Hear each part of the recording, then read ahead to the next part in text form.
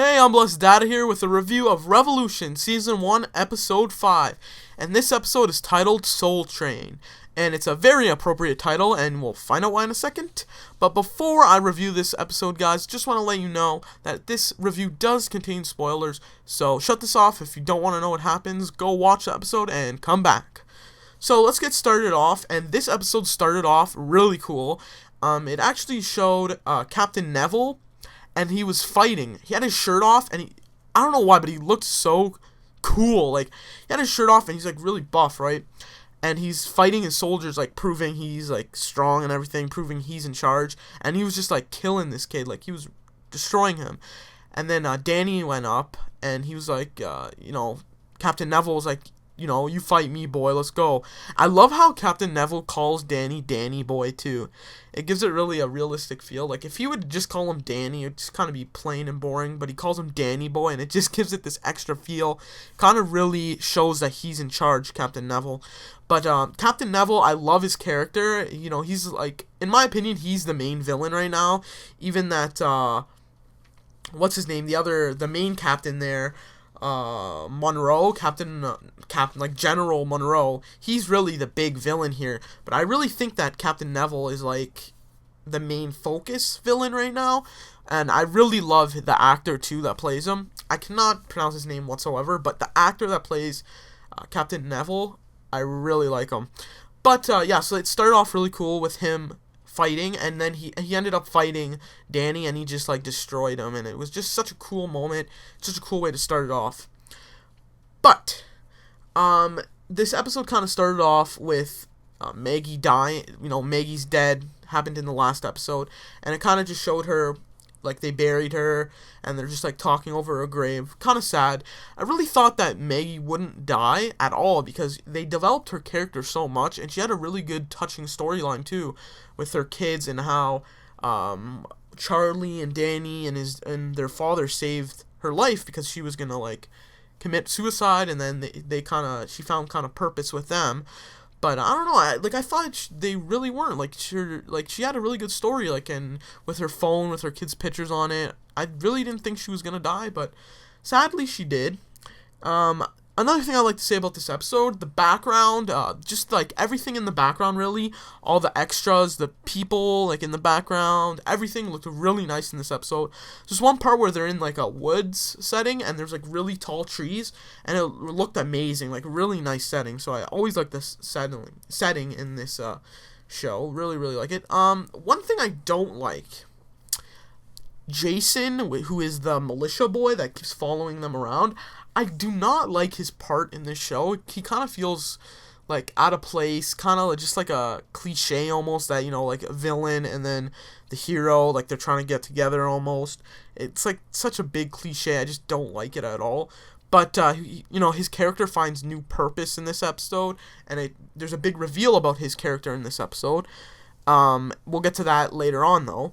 But, so, at the beginning, I didn't think he belonged at all, like, through this whole series, but now he has a bigger part, and he has a bigger role, in my opinion. But I'm really hoping that this series continues, because so far, I'm actually really liking this series, and I hope it really does continue. But throughout this episode, we actually see a lot of flashbacks of Captain Neville before the power out went, well, not power outage, but, the event happened. And, he has a son, and his wife was there, too, and, like, he's in just his normal house, and he's at his, like, office where he works, and, like, he basically got, like, almost fired, he got fired by his, one of his bosses, because he actually did the right thing, and, like, he did assurance for, like, homes and stuff before the power outage, and, like, he covered something that wasn't supposed to be covered, so it saved some people some money, and he got fired for it. So, like, it really shows a contrast between what he was before and what he is now. Before, he was this nice guy trying to help people out, and ultimately he got fired for being nice, and now he's just this evil guy that will do anything to please Monroe.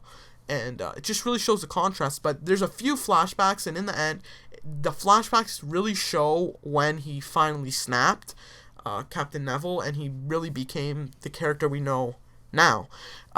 He was with his son, and he came home from work, and obviously he's really stressed out because he got fired, and he's in his basement, and there's a punching bag, and he just starts like nailing the punching bag so hard. Really, really good scene. Really showed like a lot of expression and stuff, and he was just destroying this punching bag, and his son was just like, he was really young, probably like 3 or 4, came down. He's like, "Oh, Dad, what are you doing?" He's like, "Come here, son. You can punch the punching bag." So he's like, "Oh, cool." And the son goes. He's having a good time with his son, and Captain Neville says, "Make sure, son, though, you only punch a punching bag. Don't punch another person." And again, that shows a huge difference about where he is now and where he was before. He was such a good guy. Now he's a bad guy. Really showing the contrast. And then the part where he finally snapped is he was sleeping in his bedroom with his wife. And, by the way, you see his wife later on at the end of the episode. They reunite. But he was sleeping in his bedroom with his wife, and then they hear a noise downstairs. So he goes downstairs with a golf club, and he finds that his neighbor is actually stealing from him. And he's like, "What are you doing, man? You're my neighbor." And he's like, "I'm sorry, but I have to do what I gotta do, whatever." And then he's like, get out and stuff. He's like, and then his Captain Neville's son actually comes downstairs like, "Dad, what's going on?" And his neighbor there's like, "Don't make me beat you in front of your kid." And that was just like a big thing. Like, I'm like, why would you do that? Like, that's such an evil thing. Like, beating someone's father right in front of their little kid. Like, that would really, I think, emotionally scar his kid. But he does start beating on Captain Neville, and Captain Neville gets like pretty beat up. But then he just comes back, and he just like starts punching his neighbor like at least 20 times in the face, and you just hear, and it's so gruesome, like boom, boom, boom. And then his mom comes down and like shields his son's eyes, and that's when I think Captain Neville finally snapped, and he's the character we know now. So I thought that was really nice that they showed those flashbacks. It gave the character a lot more character development. It really showed a lot of cool stuff that we didn't know about him. I would like that they actually would do that with Monroe too. They don't really show a lot about him, but they did a little bit of flashbacks. But I'd like to know more about what's going on with him, like what's his story and everything. Now, Captain Neville actually runs into Charlie in this episode, and Charlie kind of tries to convince him that she's not after her brother, but then ultimately like lets herself out, and then he figures out that he's Danny's sister, but then Miles comes around and he starts fighting Captain Neville, and like they're fighting, and I'm sure there'll be a picture in here somewhere of it, but they got like knife to knife like to each other's throat, and it was like a really good fight scene. I really like the fight scenes in the show actually. But like something I found really awkward, like was really out of place. They were fighting Miles and Captain Neville, and then they like just like stop and they just like have like a conversation. Like, I know they knew each other before like the blackout, but still, like, you're fighting your enemies now. Like, what are you doing? Like, I thought that was really out of place. That would just stop and talk for a second, but then like Miles just flips him over and runs away.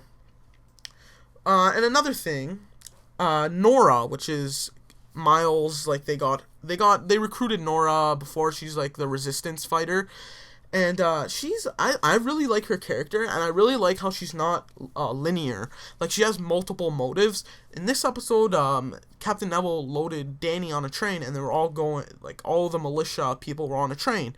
Nora was, is with Miles and Charlie and them, trying to save Danny, of course. That's one of her main objectives. But really, she has another side objective to help the resistance. So she's with this other guy, another resistance member, and they're planning to bomb the train. And the way that they bomb this, they're like, they're trying to bomb the train is actually a really cool way. Like, I thought it was really clever how they did this.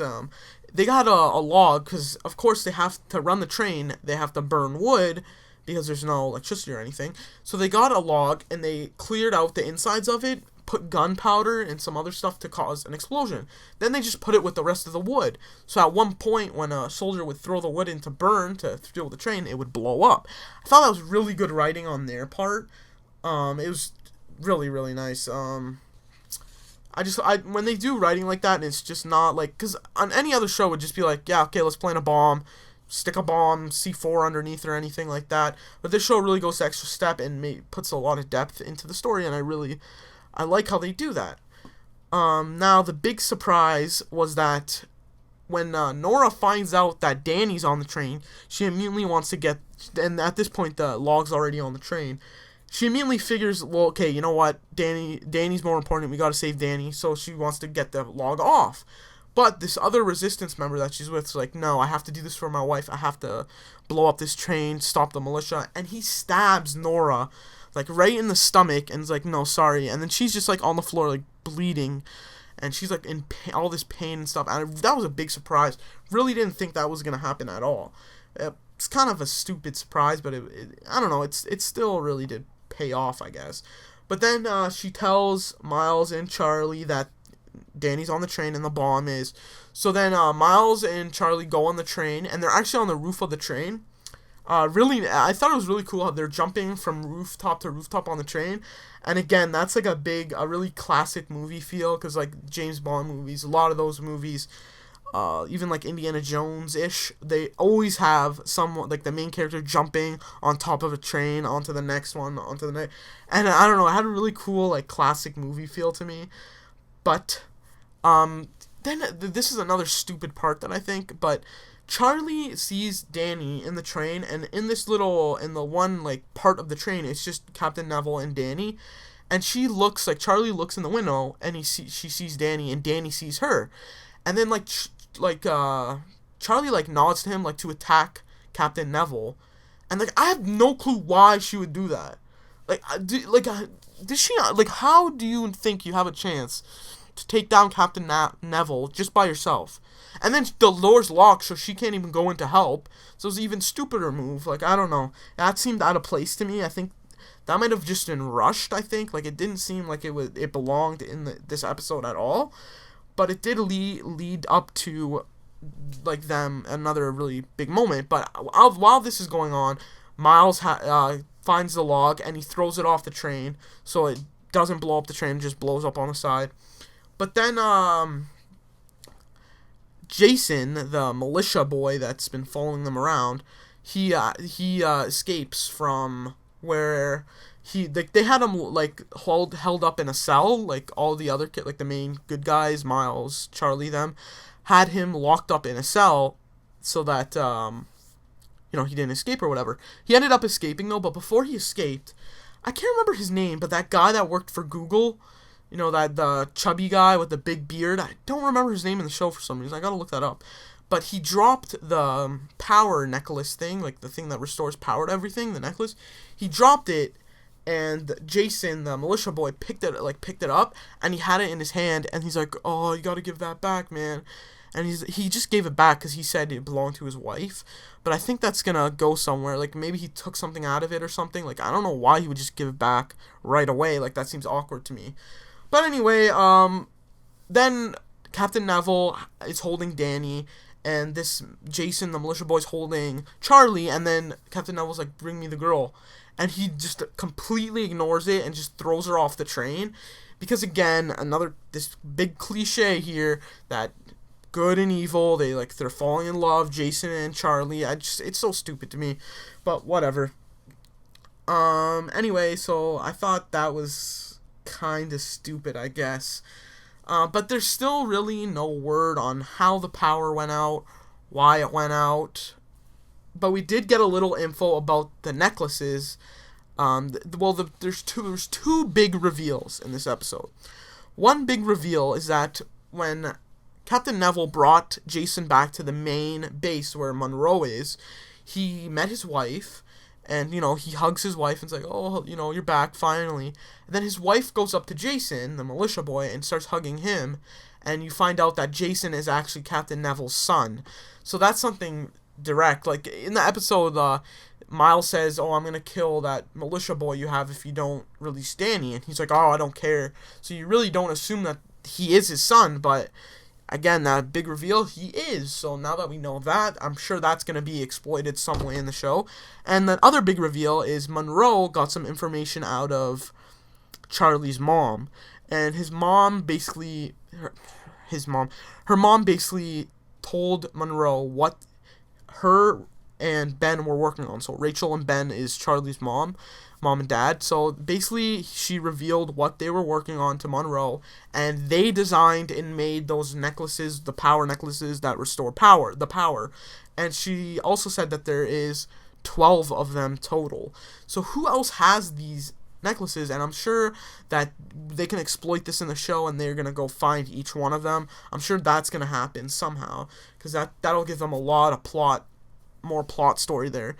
But yeah, that's basically the whole episode, and it's a pretty good episode. I recommend this series if you haven't started watching it yet.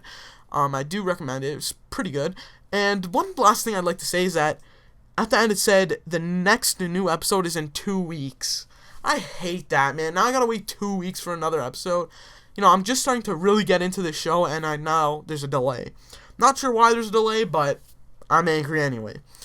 I also just want to tell you guys that I also have a podcast called the Lost Bros Podcast. I do it with other two really cool guys, and we actually talk about comics, action figures, Transformers, TV shows, movies, everything, video games, everything. We cover everything, so I'd like you guys to go check that out. I think you'd really like it. You can find us on Podomatic and on iTunes. Just go in there, search the Lost Bros.